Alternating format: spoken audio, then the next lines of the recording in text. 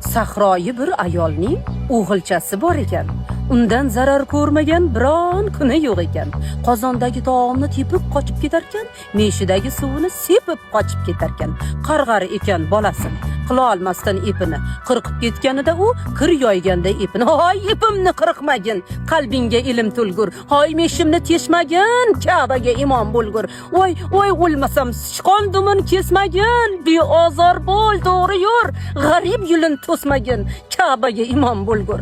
demas ekan, "Juvon mark, harom, maras o'lgur." Bitta ekan qarg'ishi, Ka'baga imom bo'lgur. Niyat ketdi, vaqt o'tdi. Misli yel yosh shabbodi, shu onaning shu o'g'li imom bo'ldi Ka'baga. Ne shohi sultonlar orqasidan turib g'oz unga iqtido qilib o'qir edilar namoz. Duolar shum boladan chiqdi bir xush nafasli imom hofizi Qur'on Abdurahmon Sudaysi.